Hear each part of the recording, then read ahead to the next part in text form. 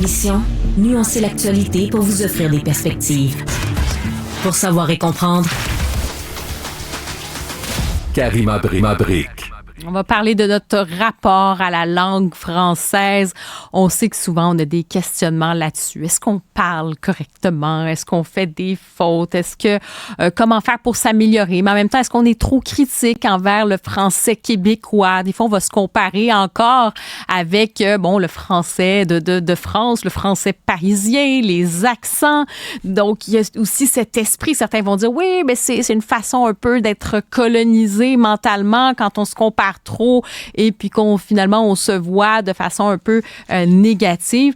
Ce qui a attiré mon attention, c'est cet article dans Le Devoir publié par Mireille L. Chakar. Elle est autrice, elle est lexicologue et professeure à l'université TELUC. Elle a publié le livre Délier la langue pour un nouveau discours sur le français au Québec. Et cet article, en fait, son texte s'appelle La langue, une question de registre et de classe sociale. On va déchiffrer tout ça avec elle. Mireille L. Chakar, bonjour. Bonjour. Ben oui, je trouvais ça assez intéressant. Vous dites que c'est l'angle mort, la question du registre. Vous dites en fait souvent que les critiques sur la langue, oublient cet élément qui est central, la question du registre de langue. Qu'est-ce que vous voulez dire par là, premièrement, là, pour que tout le monde, on se comprenne comme on dit? Quand on parle de registre de langue, dans le fond, c'est comme si on parlait de ce qu'on appelle des fois des niveaux de langue. Donc, on peut avoir un registre plus familier, un registre plus soutenu, un registre standard. Ce que je veux dire par là, c'est que je trouve qu'en général, lorsqu'on parle du français québécois, on en parle souvent de manière négative pour le critiquer. Notre volonté de protéger notre langue, notre amour pour notre langue nous amène à vouloir être irréprochable, à toujours parler de la manière la plus soutenue, à toujours avoir aucun anglicisme. Mais ce qu'il ne faut pas oublier, c'est que la langue doit pouvoir nous permettre de nous exprimer dans toutes les situations. Et donc, on peut pas toujours parler comme un lecteur de nouvelles, on doit pouvoir parler avec nos amis, avec notre famille, et on doit pouvoir se donner un petit peu de latitude dans ce registre familier-là, parce que tous les registres de langue sont importants. Oui, la langue plus soutenue, la langue écrite ont une meilleure, disons, position sociale, mais la langue familière aussi est très importante. Si la langue ne nous permet pas de parler à notre famille, à nos amis, bien, ce qui peut se passer dans ce temps-là, c'est de se tourner vers une autre langue qui est plus appropriée. Donc, ça pourrait nous envoyer vers l'anglais. Donc, il faut avoir une certaine souplesse dans les registres de langue. C'est quoi? Vous trouvez finalement qu'on est trop critique envers soi, les Québécois, puis qu'on devrait, comme on dit en bon français, slacker? Ça, c'est dans le registre familier, n'est-ce pas? On devrait un petit peu se calmer là-dessus? C'est-à-dire, je pense qu'il faut tout simplement pas juger tous les registres de langue de la même manière. Oui, quand moi, par exemple, j'enseigne à mes étudiants, je dois corriger leur français. Bien sûr, je corrige leurs fautes. Je m'assure qu'il n'y ait pas d'anglicisme critiqué. Et dans une situation plus officielle, plus formelle, oui, on doit avoir une langue adéquate. Mais je pense que de toujours critiquer les Québécois en faisant comme si on avait uniquement un registre familier, ça, je trouve que c'est un petit peu dommage. Et oui, ça, c'est être un petit peu dur envers nous-mêmes. Il y a plusieurs registres en français québécois. On ne parle pas toujours comme les bougons. Il y a des situations où on parle un français québécois tout à fait standard. Puis, je sais que ça part d'un amour de la langue, de notre volonté de protéger la langue, mais de toujours, par exemple, corriger notre ado qui nous texte un anglicisme ou qui fait une faute en écrivant. Mais je pense pas que c'est ça qui va aider la situation du français au Québec. C'est drôle parce que je suis pas tout à fait d'accord, puis c'est pour ça je trouvais ça intéressant de discuter avec vous là-dessus. J'entends ce que vous dites en disant que ça peut être contre-productif. Ça, je l'entends, c'est vrai.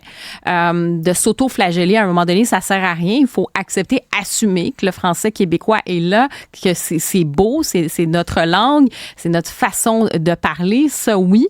Mais j'ai l'impression que le problème, c'est pas le français familier. On est habitué, le français familier, il est très présent. Le problème, c'est le fameux langage un peu plus soutenu. J'ai plutôt l'impression que c'est ça. On a souvent un peu plus de mal avec cet aspect-là. Donc, de lutter un peu contre les efforts de vouloir maintenir, de vouloir s'améliorer ou de vouloir maintenir notre langue française. Pourquoi ça devrait être mal vu à ce moment-là? C'est pas mal vu, le registre standard existe déjà. Donc, c'est tout simplement d'accepter qu'il y a plusieurs registres et puis le registre standard, oui, il faut toujours qu'on continue de s'améliorer. Par exemple, mes étudiants, je leur propose un équivalent français pour remplacer un anglicisme ou un synonyme, par exemple, pour enrichir le vocabulaire.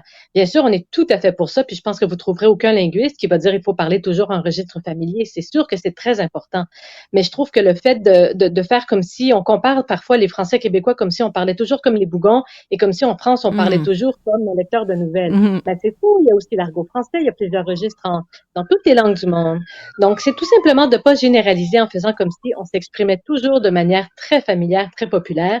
Et oui, continuer de s'améliorer, bien sûr, toujours essayer d'avoir un vocabulaire plus riche. Je pense que dans le fond, la richesse, c'est d'être capable de manier les registres de langue, de toujours trouver le plus approprié. C'est pas non plus, je sais pas si c'est toujours approprié de devoir utiliser un langage très, très châtié quand on parle avec nos amis, notre famille. Ça peut enlever un peu de spontanéité aussi. Oui, ça c'est vrai. Puis c'est intéressant aussi quand vous faites le parallèle avec la France. Bon, vous savez, moi je me promène un peu entre le Québec et la France. Je vis en France depuis plus de 2 ans et ça m'a quand même questionner sur mon propre rapport à la langue. Et je dis pas ça pour dévoiler ou quelque chose, mais je dis dans l'intérêt de notre discussion. Ça m'a fait me questionner justement sur le français québécois, sur notre accent. Pourquoi on a du mal parfois à l'assumer complètement, alors que c'est vrai que les Français sont complètement décomplexés. Ils ont l'impression qu'ils ont la norme. Et c'est toujours très drôle quand les Français, par exemple, me parlent, me disent ah, mais vous avez un accent. Puis moi, je dis non, vous comprenez pas. Pour moi, vous avez un accent. Ben non, on n'a pas d'accent. Mais oui, vous avez un accent. Donc, dépendamment de où vous promenez, où vous êtes, ben l'autre a un accent. Et ça, ça me faisait quand même sourire. Mais il y a quand même, je trouve, quand je regarde au Québec, même des fois, ça vient de secteur de l'éducation où on va dire c'est trop compliqué. Je sais pas, moi, pour des règles du participe passé ou pour certains mots, on devrait, au contraire, pourquoi on a finalement, en tout cas, moi je le perçois comme ça, pourquoi on n'abaisse pas les standards, on l'entend, puis moi je déplore ça. Vous trouvez pas qu'il y a un risque de nivellement aussi vers le bas? Très contente que vous me posiez la question parce qu'en fait, l'orthographe et la langue, ce sont deux choses différentes. Ce n'est pas la même chose. Malheureusement, la manière dont on nous enseigne le français à l'école, ça passe souvent par la faute d'orthographe, par les dictées. Ça nous amène à avoir une vision un peu partielle de la langue. La langue écrite normée est très importante, mais c'est un aspect de la langue. Et toutes les langues du monde, toutes les orthographes du monde ont été réformées dans l'histoire, sauf celle du français qui a été très, très peu touchée. Alors, le fait de changer certains aspects de l'orthographe, donc vous évoquez par exemple la réforme des accords du participe passé qui est en ce moment discutée, pas juste au Québec, à travers la francophonie. Elle a été acceptée par l'Association des profs de français en France, en Belgique, par l'Association internationale des profs de français, comme l'Association québécoise de français ici.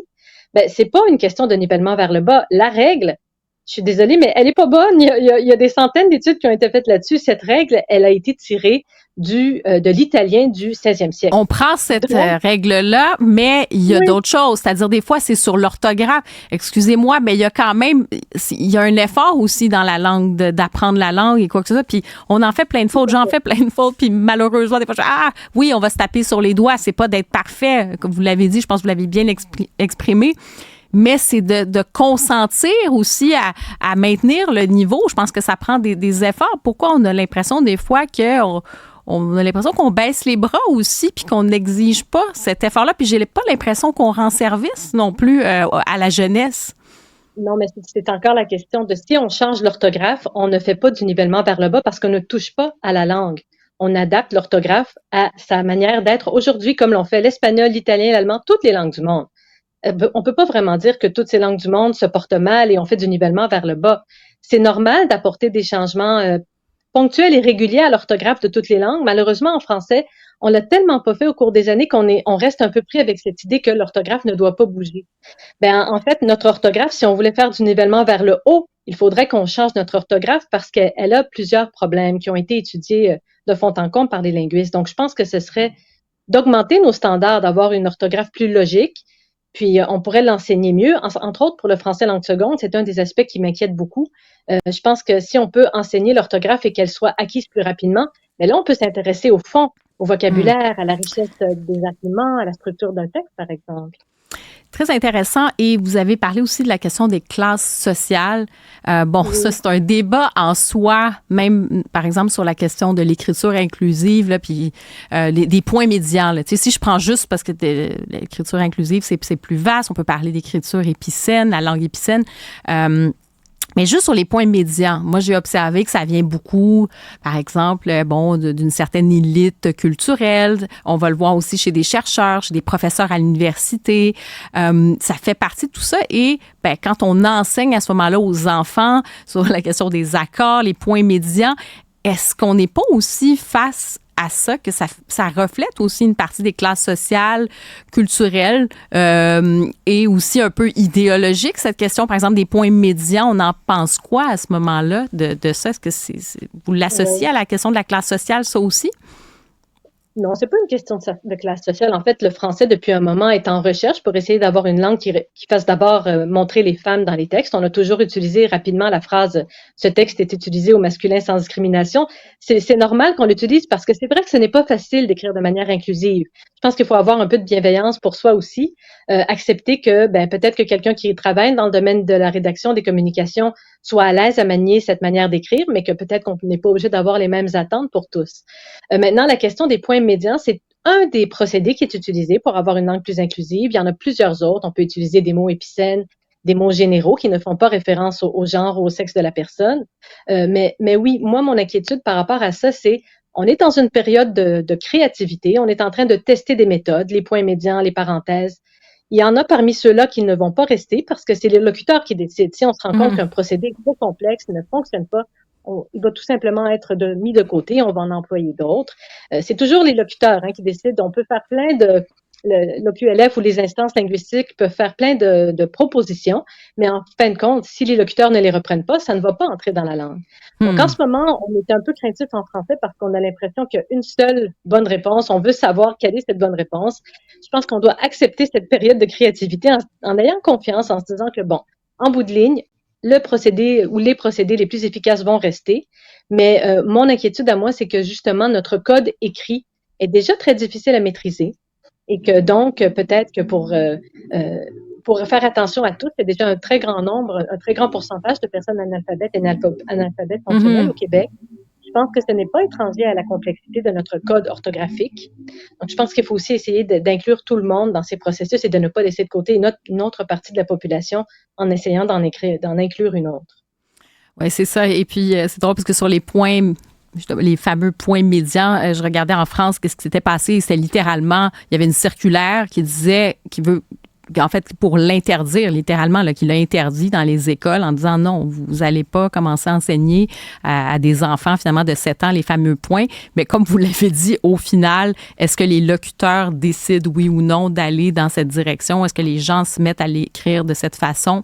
On le voit des fois dans les entreprises et c'est finalement, ce sont les communautés, les gens, les locuteurs qui vont le décider. Mireille Elchaker, c'est un plaisir de vous parler aujourd'hui. Je pense que encore une fois, la langue, c'est quelque chose qui nous tient à cœur, mais on voit qu'il y a des débats, on voit que ça continue d'évoluer aussi. Alors, j'invite les gens à lire La langue, une question de registre et de classe sociale. C'est publié dans Le Devoir. Merci d'avoir été avec nous aujourd'hui. Merci à vous. Au revoir.